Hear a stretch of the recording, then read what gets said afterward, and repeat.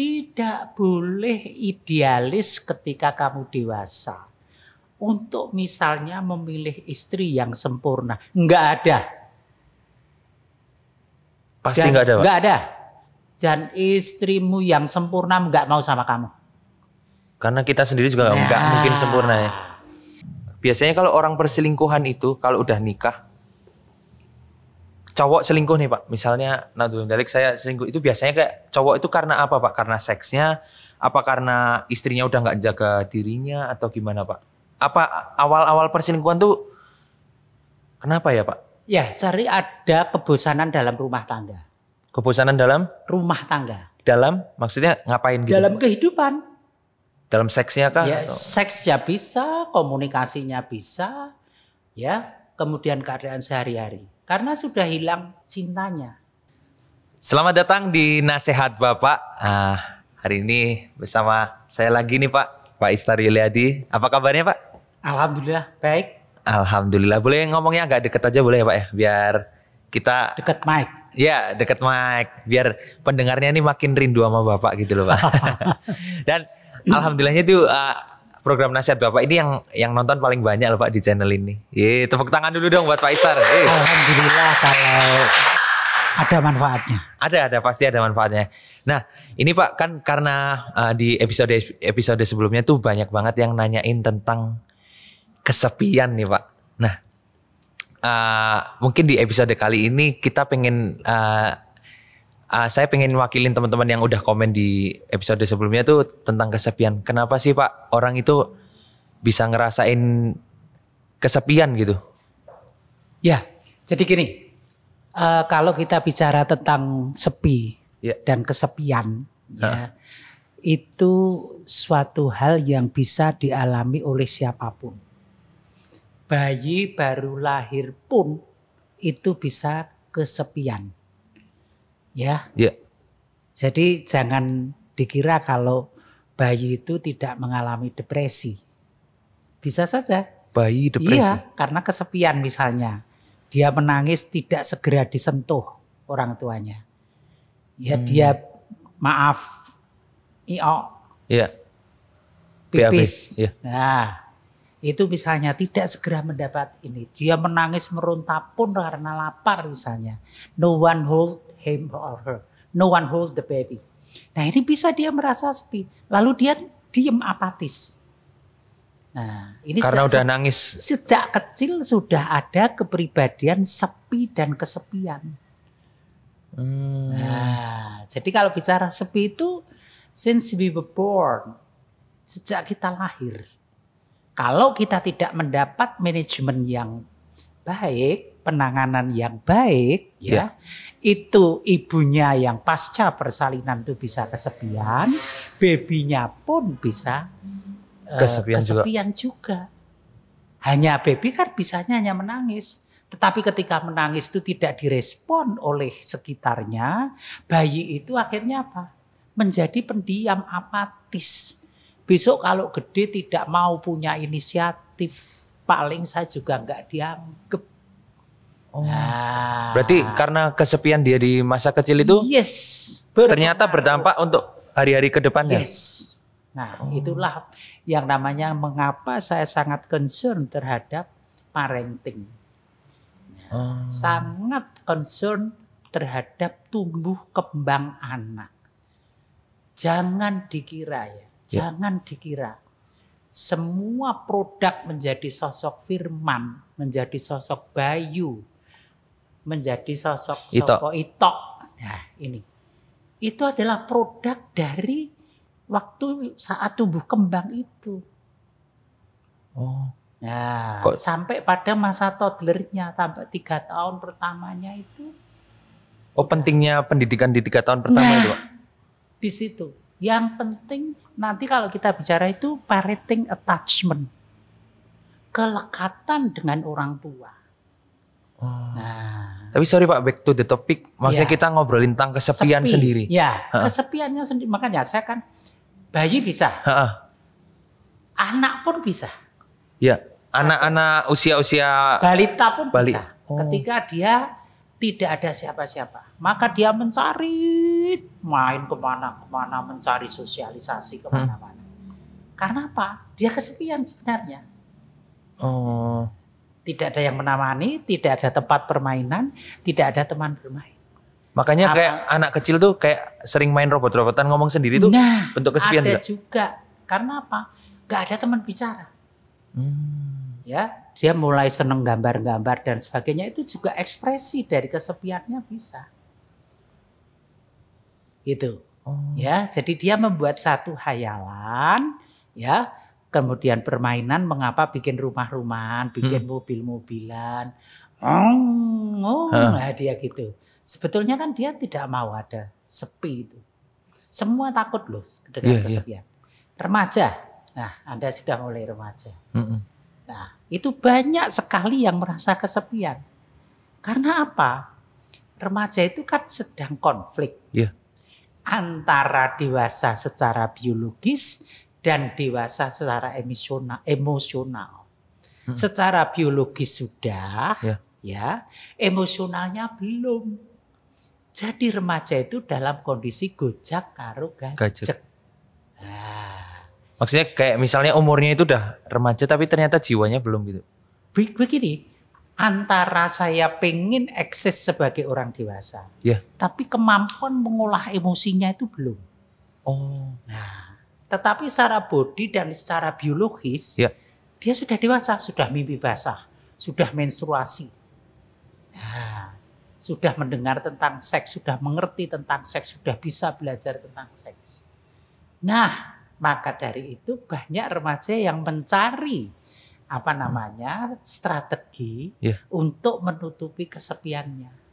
Kalau dia punya hobi yang positif, gini, entah itu nyanyi, entah itu musik, entah itu olahraga, entah itu bersosialisasi positif yang lain, membaca dan sebagainya, monggo.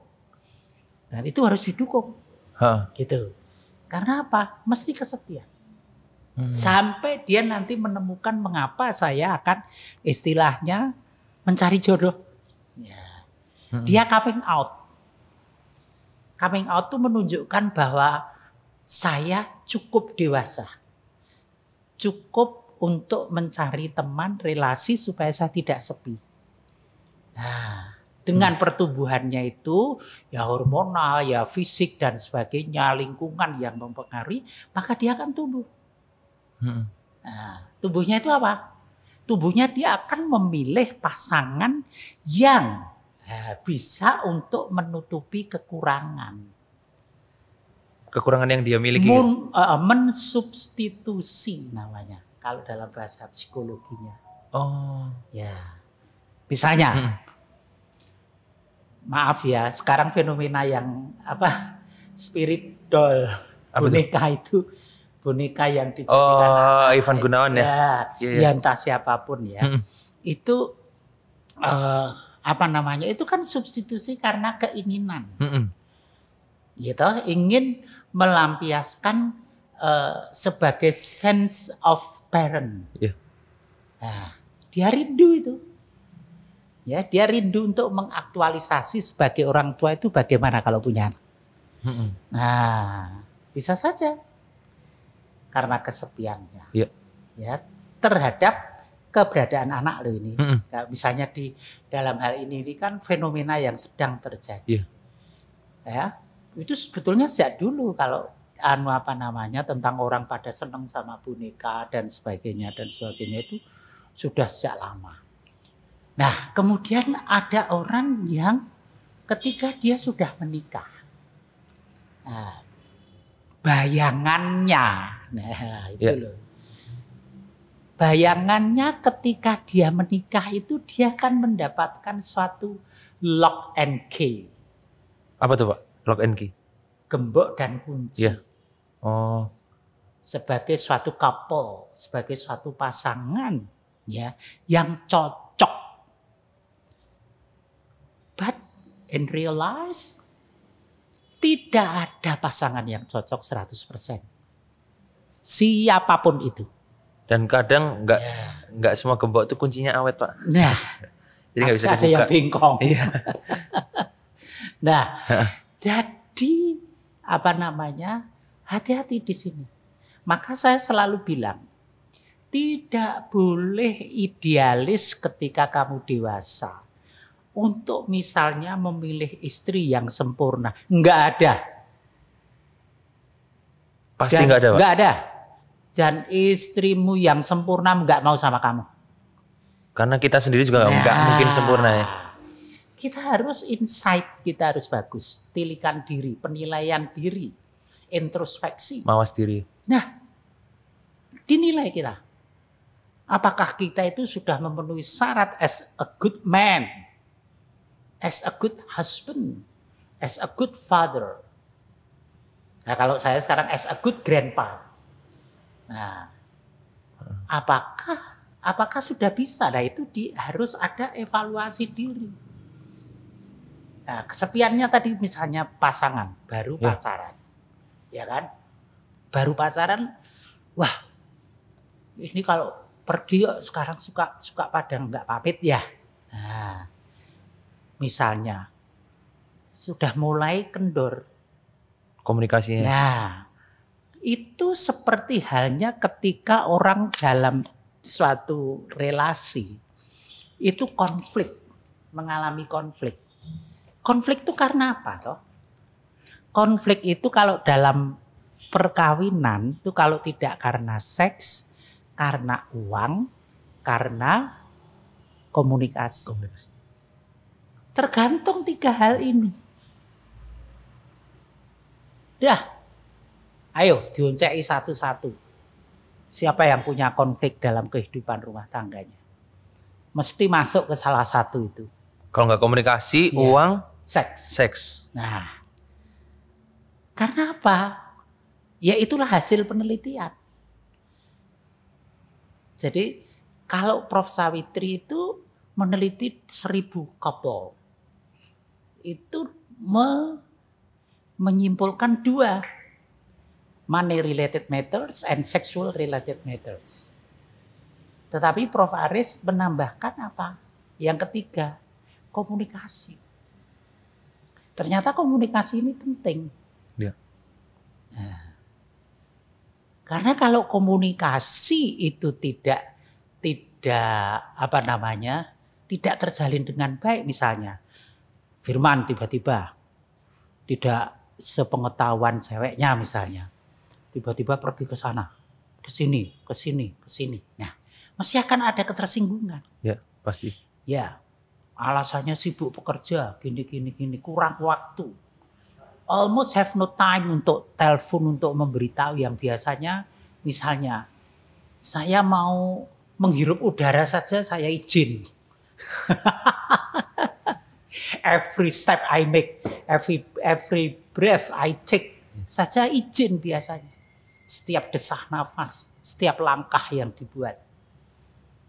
Biasanya memberitahu, loh kok ini enggak. Berarti ada sesuatu yang luntur. Berubah. Nah, kebiasaan-kebiasaan yang ada pertama itu berubah ya Pak? Itu. Nah, ini mungkin karena ada kesepian. Seorang itu akan gini, mengapa orang itu ya kalau kesepian itu mencari suatu substitusi. Pengganti. Atau di sini kan fenomena yang lagi banyak diomongin tuh serialnya Layangan Putus Pak. Nah, serial yang tentang perselingkuhan. Nah, gini, kalau selingkuh itu kan semua orang berbakat. Pasti. Berarti tidak ada orang yang setia dong? Pada dasarnya. Semua kan seneng. Cuma, nanti dulu. Iya. Cuma, ya, ada moral, ada agama, ada akal, etika, ada nalar, ada aturan hukum. Ya, dan ada budaya dan sebagainya dan sebagainya, dan ada pendekatan sosiologi di dalamnya. Nah, ini yang menyebabkan seseorang itu apa? Harus mampu merepresi. Ya, harus mampu merepresi itu apa? Mampu menekan. Sajane ya wong kepengen lah. Coba Firman melihat cewek cantik. Iya. Ya. Kemudian punya perilaku yang tidak dimiliki oleh ceweknya Firman selama ini misalnya. Atau ceweknya Firman tiba-tiba ada teman cowok yang tiba-tiba mempunyai satu hal yang sangat menonjol dan itu tidak ada pada Firman misalnya. Nah, orang kan lalu consider, mempertimbangkan. Ya. Nah, ini seperti kalau saya melihat yang contohnya ya orang yang mengapa ya, maaf ya, mengapa kadang-kadang di dalam selingkuhan itu ketika namanya saja selingkuhan, itu kan tidak ada marah. Iya. Tidak saling memarahi dengan selingkuhannya. Karena memang apa? Di situ adanya mung seneng karo seneng banget. Iya. Karena apa? Bisa menelikung pasangannya. Itu adrenalinnya ya, Pak? Dia puas tuh. Ya. Hati-hati, maka harus mengenal sisi-sisi apa yang diinginkan oleh pasangannya. Tetapi ingat, pasangan itu tidak mungkin sempurna. Kalau mencari pasangan yang kemana-mana bisa nganter, ya cari aja caregiver yang bisa mendampingi kemana-mana. Bisa disuruh-suruh. Tapi kan love language saya itu, Pak. Nah, misal kayak gitu, Pak. Enggak, tipe penjajah. Nah, kan begitu. Tapi kalau misalnya Firman itu tipe orang yang sangat menghargai orang lain. Enggak boleh. Misalnya istrinya mau tidak kerja. Oh jangan. Harus kerja. Karena apa? Kalau orang itu tidak berpenghasilan, biasanya akan underdog. Gimana tuh, Pak? Minder. Rendah diri. Ya. Nah, karena apa? Have keen health. Bahasa Belandanya. Orang duit-duit. Oh, tidak punya uang ya? Nah, itu. Karena ketidakpunyaan uang itu membuat orang itu mau tampil. Coba tanya teman-temanmu cewek ini. Kalau dia berjalan di mall membawa uang 1 juta, jalannya akan berbeda ketika dia masuk mall hanya bawa 100.000. Cara berjalan aja beda. Teman saya, Pak, jalan ke mall bawa 100 juta, Pak, di kantong, Pak. Nah.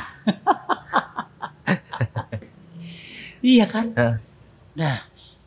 Ya itu dalam kartu kan, jadi nggak ketara. Ya pokoknya cash, Pak. Ya, nah jadi dengan demikian itu apa? Hati-hati ketika berkomunikasi. Maka yang paling baik itu untuk ketika kita feel alone, yang pertamanya merasa sendiri. Lalu ketika alone itu ada lonesome, kesepian. Sendiri, sunyi, sepi, sendiri. Nah. Itu ingat sustermu Bu Harno, sunyi sepi sendiri. Nah ini akan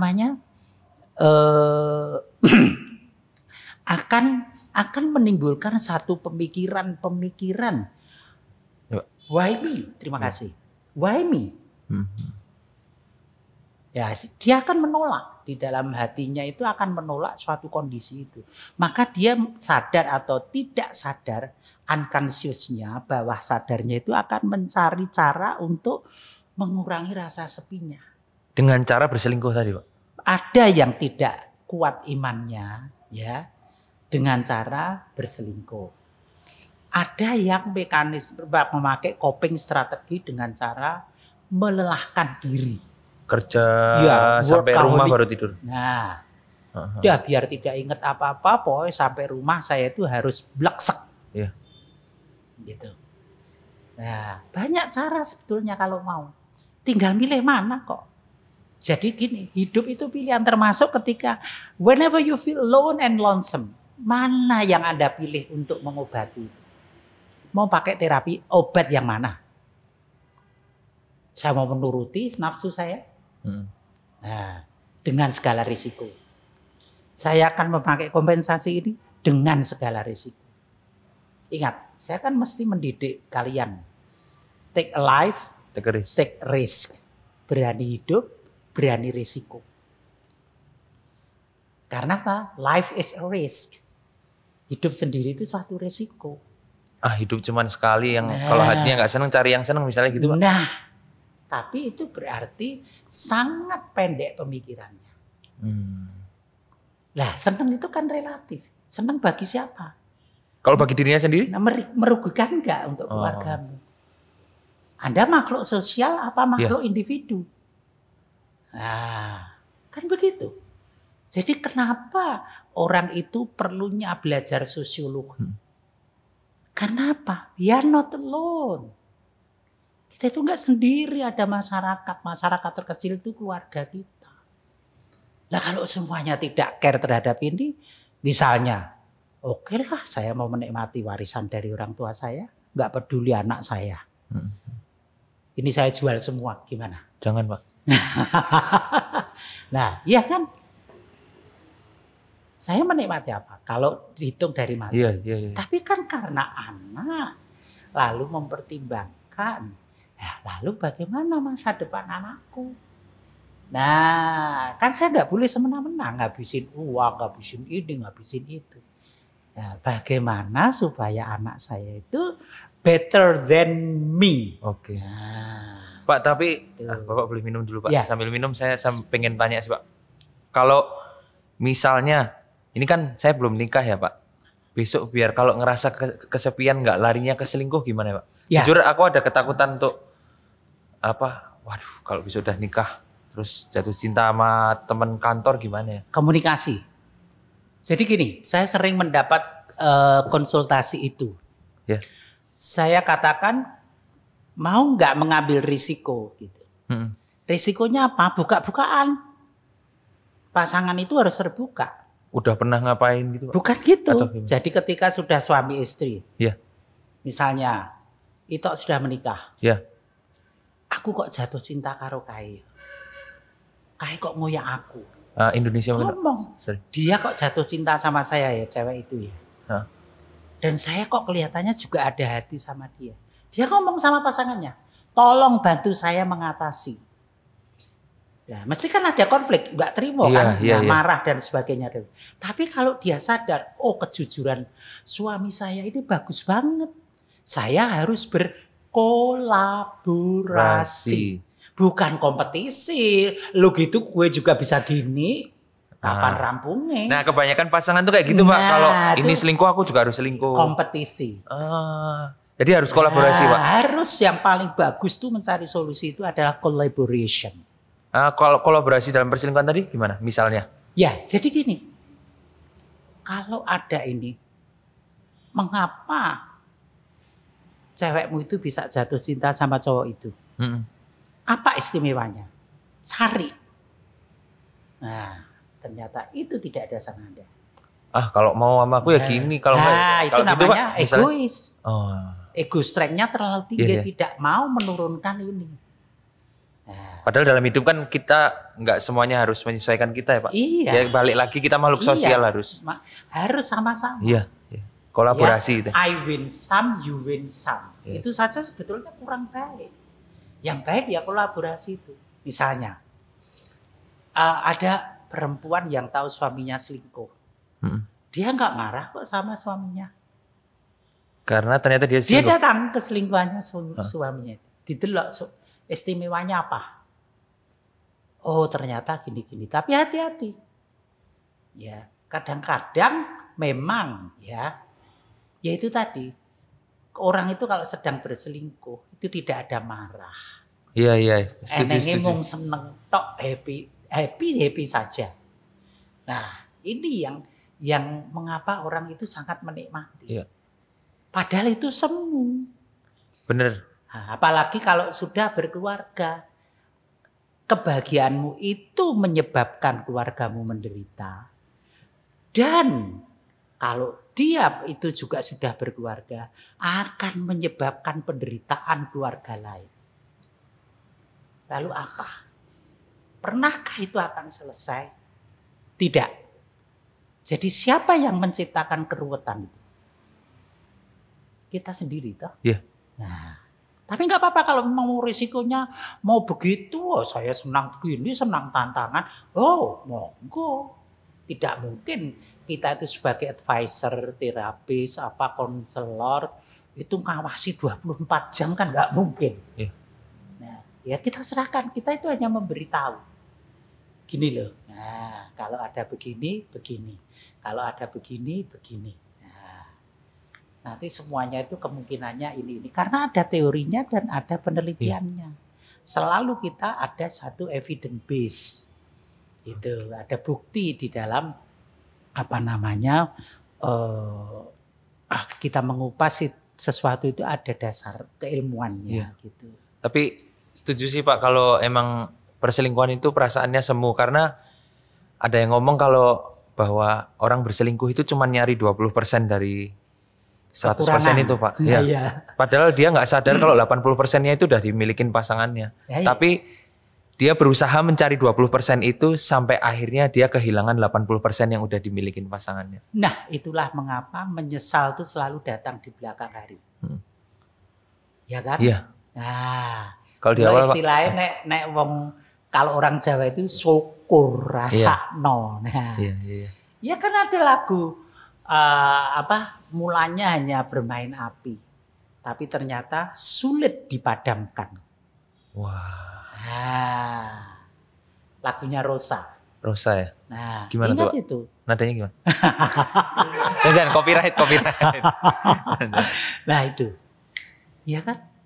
Mulanya semuanya itu iseng-iseng hanya bermain api.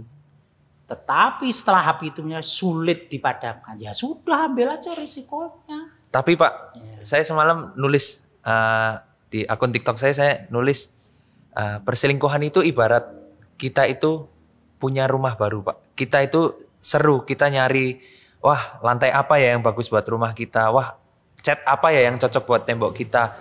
Sampai akhirnya kita hidup di rumah itu bertahun-tahun, akhirnya kita timbul rasa bosan tinggal di situ Pak. Akhirnya dia cari uang lagi buat bangun rumah baru.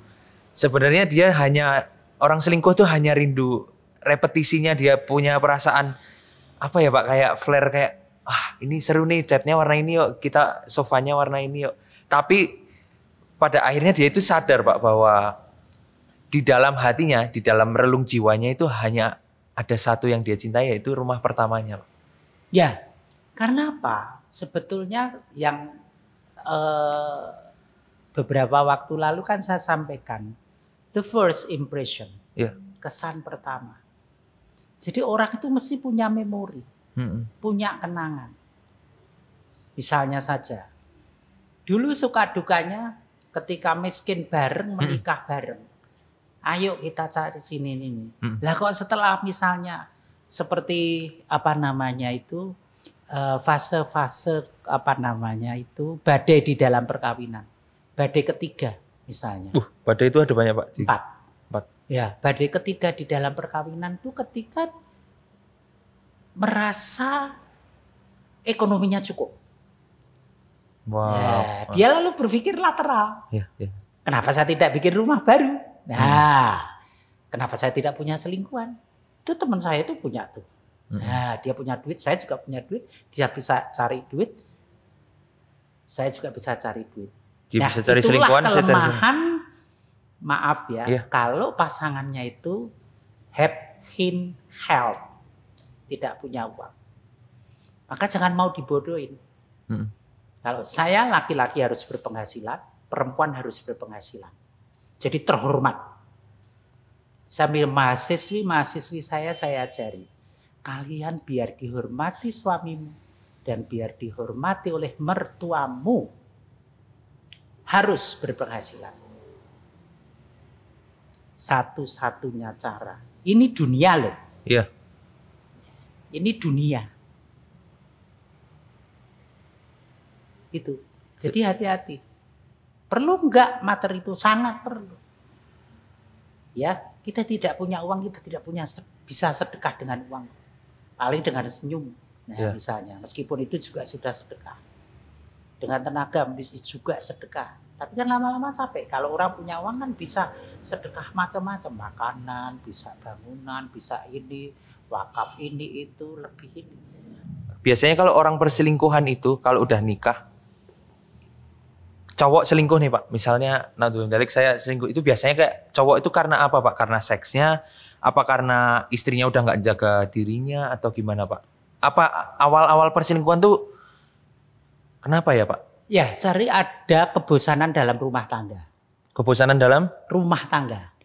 maksudnya ngapain gitu? Dalam kehidupan. Dalam seksnya kah? Ya, Atau? seksnya bisa, komunikasinya bisa, ya, kemudian keadaan sehari-hari. Karena sudah hilang cintanya. Cintanya mulai luntur. Ya, gini, saya ingatkan. Unsur cinta itu kan ada 4. Iya. Apa? Komunikasi. Satu, Salah ya? satu trust, percaya. Percaya. Nah, ini kunci pertama. Ya, amanah. Jadi bisa percaya dan bisa dipercaya. Kalau kamu tidak terawasi oleh istrimu, kamu tetap konsisten. Tidak diawasi suamimu, kamu tetap konsisten. Nah, itu namanya amanah. Trust. Itu kunci pertama cinta itu di situ. Nah, jadi masing-masing harus bisa dipercaya. Syaratnya apa untuk bisa dipercaya? Spiritualitasnya baik. Ya. Itu baik. Spiritualitas maksudnya agama ya atau? Religiusitas agama. Agama sudah dijalankan syariatnya. Terus dia menghayati. Nah, menginternalisasi ajaran agama itu aplikasinya benar-benar dijalankan dengan baik. Oh, saya kalau begini ini menyakiti hati istri saya. Saya akan tidak begini. Oh, saya kalau begini nanti akan merugikan anak saya. Anak saya akan saya beri potret yang tidak bagus tentang kehidupan perkawinan. Nah, lalu besok persepsinya apa anak saya tentang perkawinan itu? Dia akan melecehkan, dia akan menganggap sepele. Nah, ini yang harus diperhatikan. Maka trust tadi merupakan hal yang penting. Termasuk trust di dalamnya kalau keuangan dan sebagainya. Iya. Yang kedua apa? Unsur cinta yang kedua Pak. Nah, unsur cinta yang kedua itu setelah percaya itu adalah appreciate. Nah, ini kadang-kadang kalau kita peka, itu sudah kita lupa menghargai pasangan. Ya. Kapan misalnya Mas Bayu itu terakhir kali bilang kamu cantik pada istrinya? Senin, kemarin Senin. I love you. Aku sayang. Aku sayang sama kamu. Whatever you are. Ya. Apresiasi itu ya Pak. Ya. Bener sih Pak. Penghargaan misalnya istrinya itu bentar. Iya. Kesukaannya apa sih? Hal yang kecil aja. Gorengan tempe mendoan. Lupa, dia sudah lupa.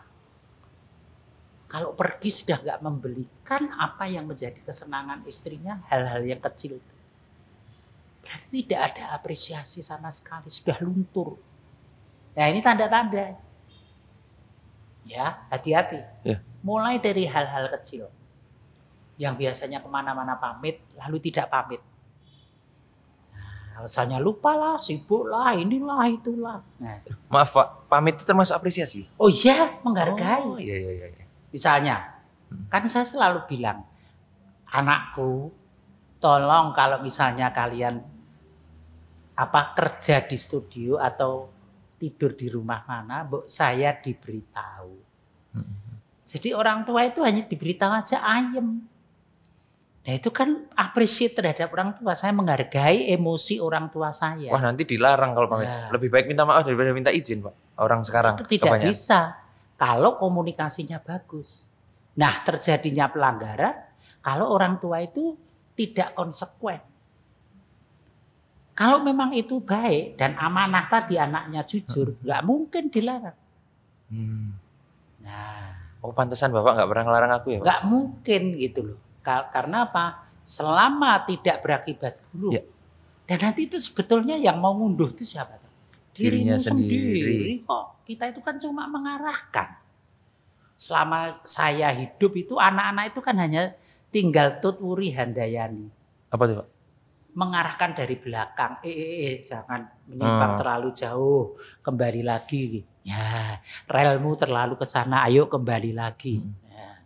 Terus yang ketiga. Sorry Pak, tadi kan itu makanya kayak perselingkuhan mungkin terjadi dari hal-hal kecil itu justru dari apresiasi itu tadi ya Pak. Iya. Diapresiasi temennya, mantannya misalnya Pak. Kayak, Mas kok sekarang tambah ganteng. Nah, karena tidak pernah Anda itu mengapresiasi pasangan. Tuh teman-teman harus apresiasi pasangannya. Gitu harus, loh. Iya nggak Pak? Maksudnya kayak. Iya. Ya berarti gombal itu perlu dong Pak? Bukan gombal. Gimana Pak? Itu bukan gombal. Jadi itu suatu kebutuhan emosional yang harus dipenuhi. Gitu loh. Tapi gombalin boleh dong? Afeksi. Beda Pak? Kalau gombalin itu kan kamu cantik banget sayang pakai tidak ada ketulusan. Oh. Ya. Tapi kan dasarnya cewek suka digombalin Pak? Lah ya memang mayoritas 99,9% gitu. Tapi yang 0,1% itu juga banyak gitu loh. Dari populasi misalnya. Lah tergantung gombalnya. Kalau gombalnya sutra. Wah, gombal sutra, bagus juga. Gombal sutra.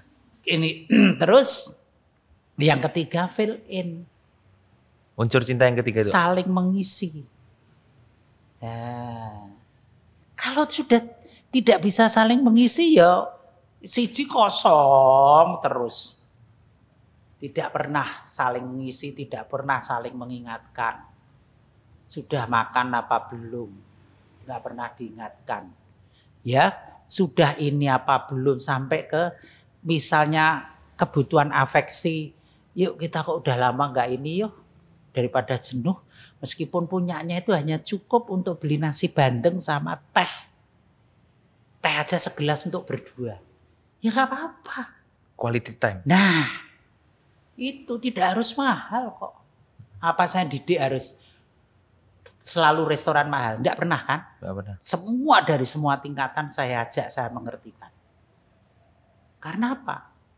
Kalau sampai saya mendidik itu di level yang harus mahal, masa depan tuh enggak tentu. Wong uripi ampas cao karo sego rames. Ora mesti, tidak tentu. Orang hidup tuh enggak tentu. Jadi jangan dididik di sini.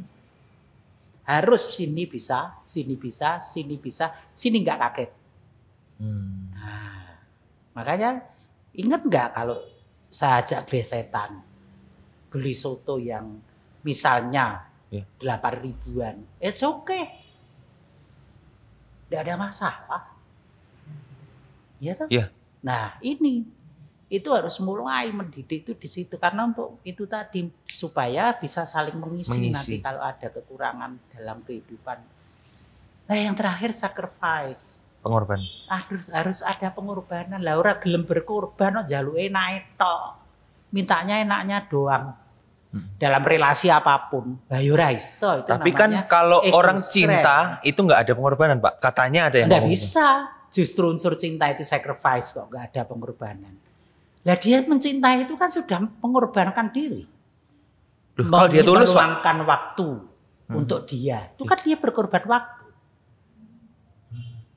Kalau tulus Pak? Meninggalkan orang tuanya untuk menemani dia. Mengorbankan. Nah itu kan sudah mengorbankan orang tuanya. Bahkan kadang lebih mementingkan dari pihak pasangannya. Itu juga pengorbanan. Jadi nggak ada, kalau gitu sudah teori itu salah. Dalam cinta itu mesti harus ada pengorbanan. Cinta kepada siapapun? Iya.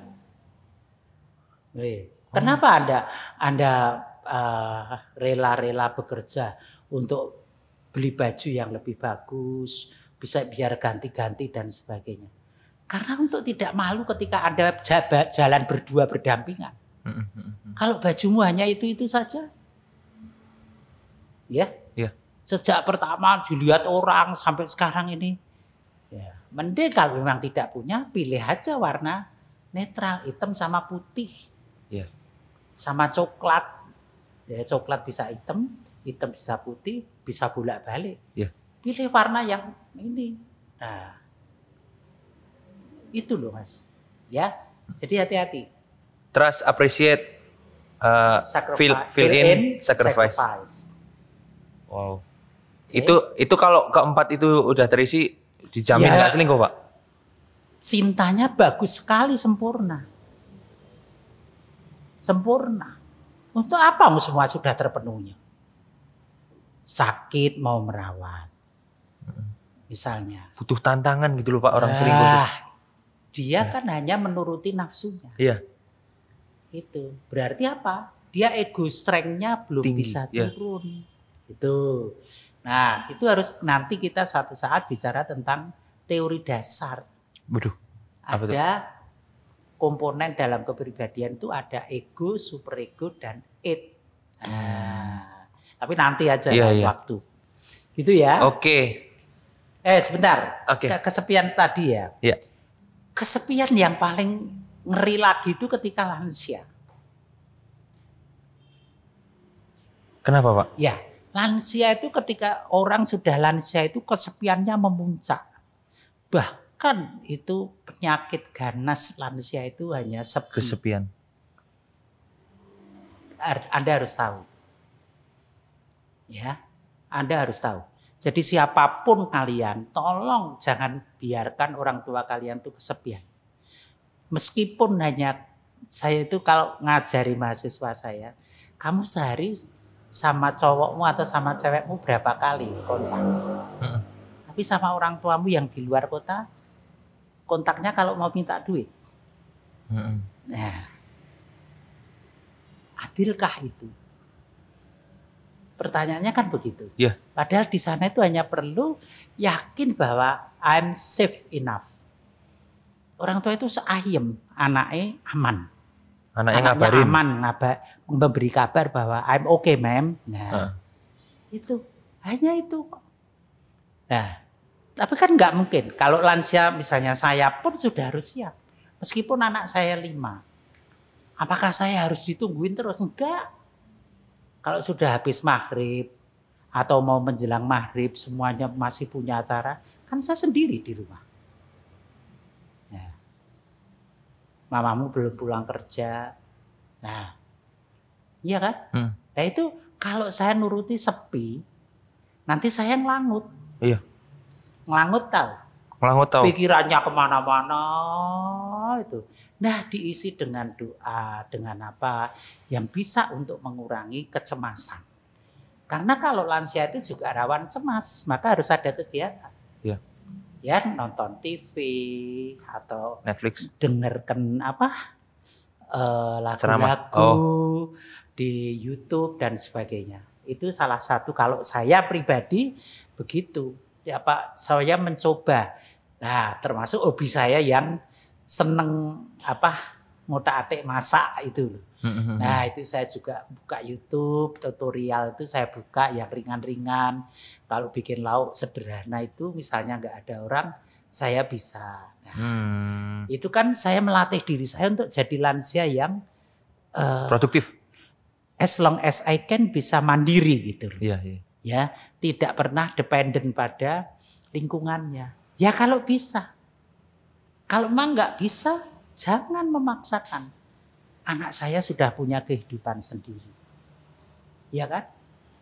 Saya kan tidak mungkin, misalnya kemarin minta tolong anak untuk nganter pulang, semua nggak ada yang bisa. Ya saya jalan. Itu. Saya jalan kaki pulang, nggak apa-apa. Malah saya menganggap itu olahraga. Nah gitu aja. Jadi saya nggak stres, tidak ini. Mencoba untuk become realize. Ya, saya kira begitu ya. Cukup ya. Nah, ini topik yang sangat menarik nih Pak. Mungkin nanti buat teman-teman yang lagi ngerasain diselingkuhin pasangannya, ini kayaknya video yang pas banget untuk ditonton.